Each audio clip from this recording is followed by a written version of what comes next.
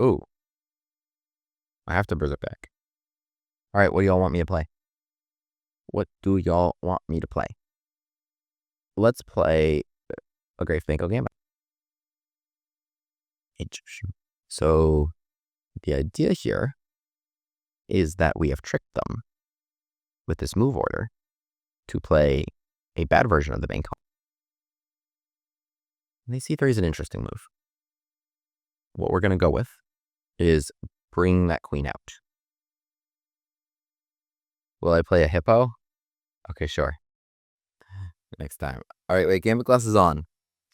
I heard the chirping. That last game wasn't aggressive enough. It wasn't aggressive enough. All right. We're still going to have to get our king safe. We're still going to have to make that happen. This is an interesting idea. They are far from getting the king safe because castles long is not really on the table for them. This is all open. Queen is defending a2 technically. This is interesting because this one is not covered on my channel. I could play an well, no. Bishop b7. I mean, I have to defend the bishop again before I can move the knight wherever I want it to. Bishop f6 is the other option, which offers another pawn.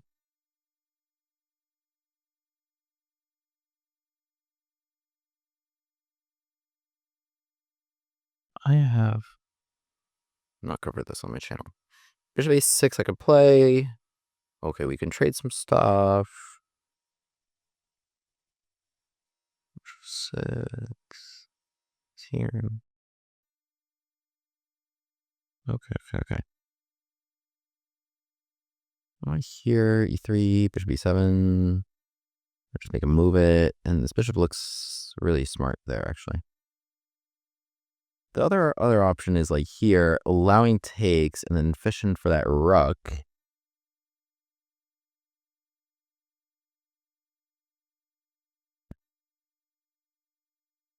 All right, you know what? We are gonna do this. Bishop on c3 is spicy. Okay, they just went way out the way. Now if I play d5, right, so they didn't want those lines. e3, d4. Takes d4. cd4. Knight d4. I want to get him. Okay, this is going to be my main resource in the position, though. So I have to do this. So e3. If I start with rook e8, after bishop e2, d4 takes. Well, this is a little more clear, right? Knight d4. Knight d4. Okay, all right, like I have g2 at the end of that line.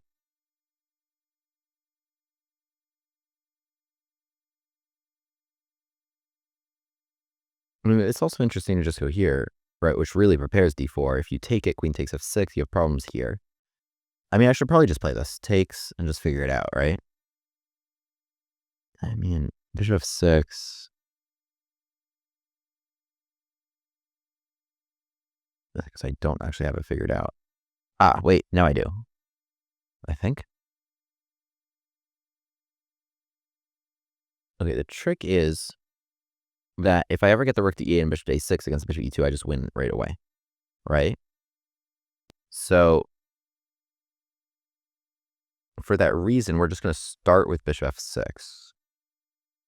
Now if something like d5 or dc5, I have check, bishop e2, bishop a6 resigns. So you have to start with bishop e2, but now I have cd4, and I have it defended enough times. We're not even making trades here, and queen takes d4 and bishop takes g2. No. You're not escaping. I'm playing d3.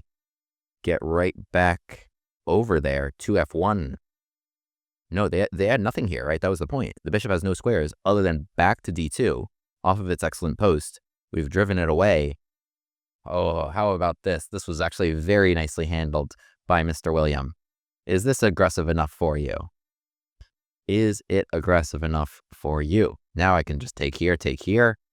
No, we got him now. We got him now, even though my opponent was actually pretty good. So, all right. All right, gotta be precise. Time is running low.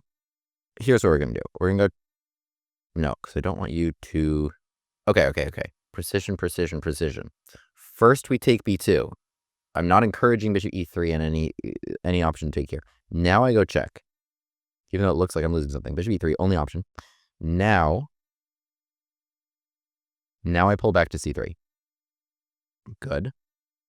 Now I go queen h4, which was interesting. No, I take here. Ooh, baby, we got everybody cooking. It is a cookout around white's king. Now I can take d2 and take your queen if I want it. Do I want even more? I mean, I can waltz right in there. Probably. But yes, I do want even more. I am going to go here and take d2 in even more dominant fashion. Wait, 12 seconds? That's not a lot of seconds.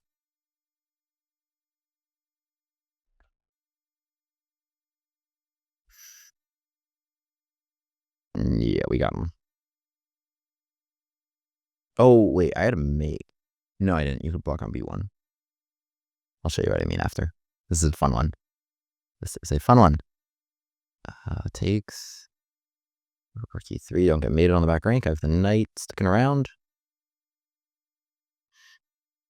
d2 is probably best.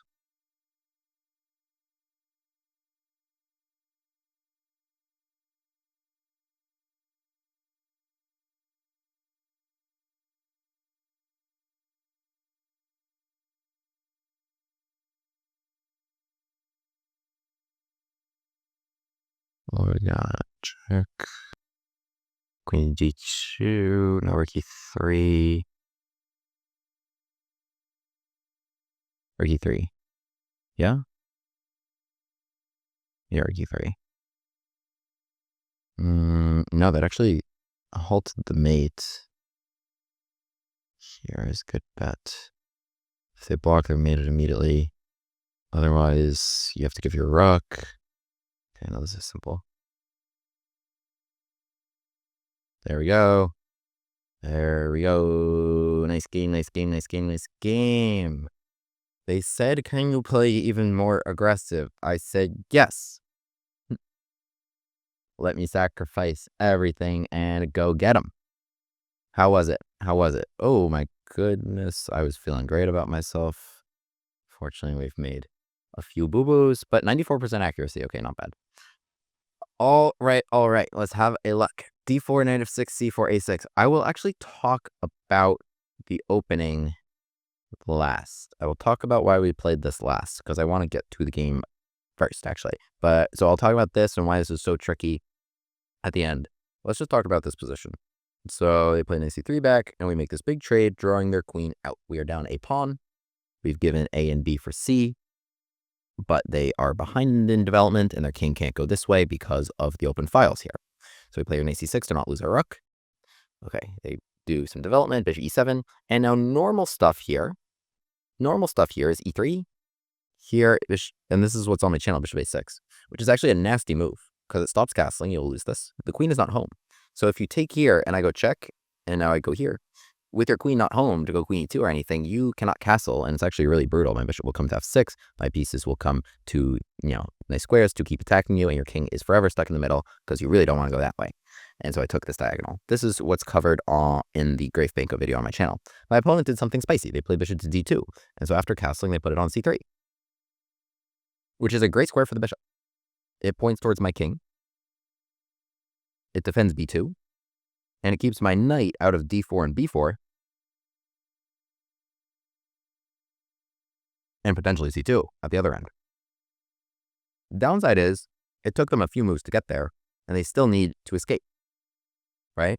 So they play your bishop to b7 and queen d1, which is actually a big error, even though they played it very quickly, and it's pretty logical.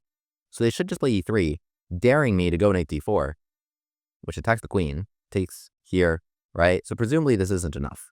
Presumably they can just pick off my knight, play something like bishop c4, or bishop anywhere. And even though a2 is hinging, they just have too much to play. I mean, like, now they have the initiative. Like, they're going to start giving me some mate threats in this direction.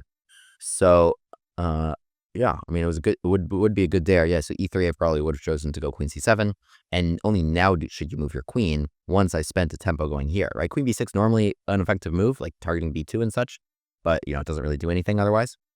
Queen c7 now sets up some knight move, like here knight d4 would be brutal, with the bishop solidly defended, the queen under attack in knight c2, and such as big threats. So here they should get out the way, so that, you know, I don't have a brutal discovery where the knight can just go wherever it wants. Okay, I mean, there's still fun ideas of striking while the iron is hot. Before the king is able to escape to safety, we must blow up in the middle of the board. So that's probably what would have happened, maybe. Instead, they play queen d1, which invites me to just play d5 right away. And so now after e3, right, it looks like their position is solid. They have d4 covered 1, 2, 3, 4 times. That's more times than I have actually defended, which is 3. So I would lose if we just made a big trade right there. But if I also just like are like la di da di da, right? You can't do that. What we sacrificed the pawn for is time, is development, and it's these couple moves right here that make you say, how can I prevent my opponent's next couple moves from being bishop e2 and castles, right? If their king gets there, okay, it's safe over there. It's not safe right there. We need to strike now. And so this was the important sequence here. d4, he takes d4. Okay, apparently rook e8 was actually a slightly more precise move order than what I did. Yeah, but yeah, what I was saying before, right? We can't just trade here. Can't just trade. I mean, even now, this is actually still at minimum equal because like g2 and such is hanging if they bring out their bishop. I like what I did here with bishop f6. Apparently, the resource was this. Takes, check, bishop e2, bishop a6, and then what? Oh, they can take. Rook is pinned. Takes an h1. I didn't see an h1. I actually didn't see an h1 at all as a way to hang on to that piece. Okay. Better was leading with rook e8. So that if bishop e2 takes, knight takes, knight takes, queen takes, this is losing for them. I didn't realize that this would lose. The point is that I go check and pin either that bishop or the other one, right where it is. Yeah, I mean, like when I've got all these files and all these diagonals cooking onto their king, it's going to work out somehow. It's going to work out one way or another. You just got to go for it. And so d4, if just not like, you shouldn't even have spent so much time on this, just blowing it open right where their king is. Like, yeah, go for it. It'll, like, these lines will work out one way or another. Bishop f6, that's exactly what happened. I mean, they're trying. Like, they play bishop e2 here, trying to play castles next turn, realizing that if they do nothing, like, for example, like d5, I don't know, or e8, and bishop a6 is really brutal, right? So, okay, obviously you can't castle here. You have to play, like, knight g1. But otherwise, I have bishop e2, but this was the big idea that I had, which is c takes d4. Now I have it defended enough times. We're not even talking about any lines to calculate about trading and taking on g2. It's defended as many times as it's attacked. They must move the bishop there, and now d3 is just so brutal. It's just such a brutal move because you don't have d3 defended. You have to play bishop f1. Now you're so far from castling. There's so many moves that win. You know, knight coming to c2 among many other ideas. I mean, this is the most effective move, actually, because takes, and you have no way to block it. Bishop e3 was your only resource. And so this gets even worse. In the game, I chose one of the other winning options, which is takes, rook b1, check, bishop e3, and now pulling back to c3. So I only invite bishop e3, which actually, you know, does target d3, which could allow them to escape. I only invite that after taking b2, where I know I have this check, which resets them in terms of, you know, towards taking d3. And now I'm just continuing to bring in all the pieces. Rook takes a2. I can give that. Okay, I actually had a checkmate sequence, which was takes, check, and mate. Sick. Or this is mate. You can't block with either. They're both pinned by both the rooks. So that would have been actually very nice. Okay, in the game, I go here, which blunders because it's not checkmate. But okay, we just won the queen. I mean, there's something I can do here. And we just take all the stuffs and wait. Okay, it's a blunder, but only because it goes from mate in 3 to mate in 11, because I missed queen d2. I was like, did I miss back rank mate? No. Okay. Good game here. So let's talk about the Graif-Benko Gambit and why this is effective.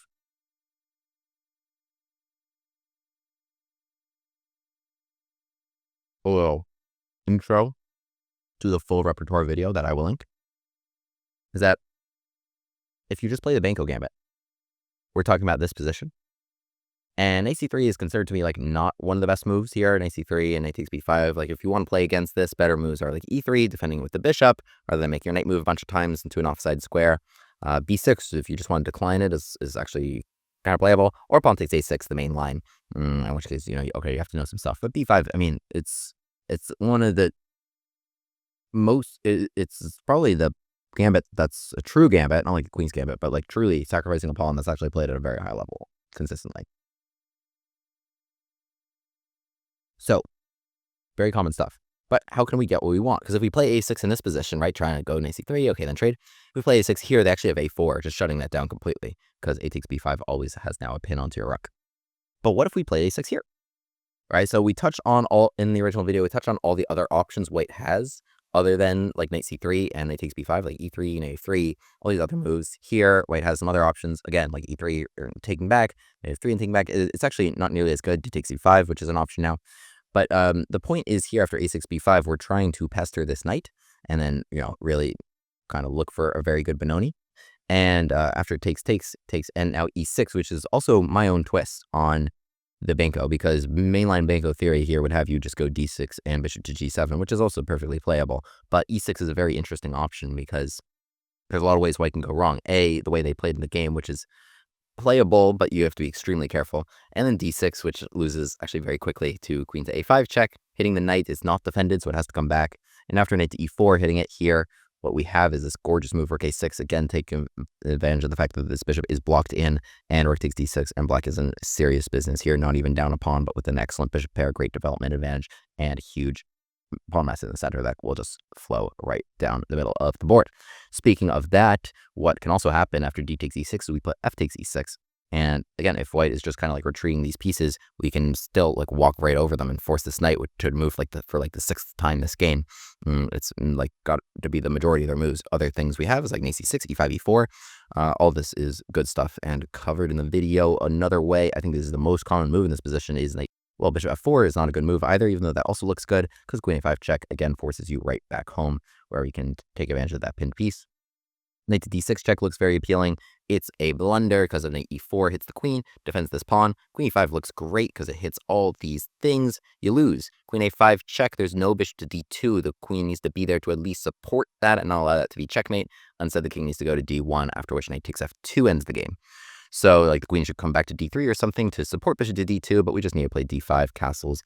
Here there's more than enough competition here with the rook attacking f2. Knight can waltz right into b4, hitting the queen, bishop a6. This is really, really nice stuff. White has 0 development. The only thing that's out is their queen, which is a prime target.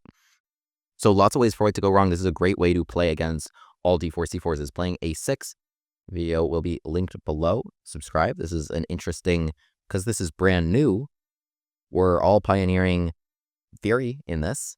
My opponent played this bishop c3 idea, which I had never seen before. And that's why I play this stuff on my channel. It's why you guys play this stuff on my channel. And post it in like the shared games channel and everything, and opening ideas in the Discord.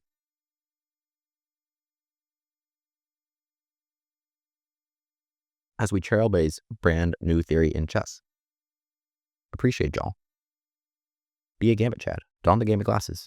Play the Graif-Benko Gambit. William Grafe, the Gambit man, takes his seat at the board. e4. e5. Knight f3. Bishop c5. The Bushcast Gambit on the board. On with the Gambit glasses.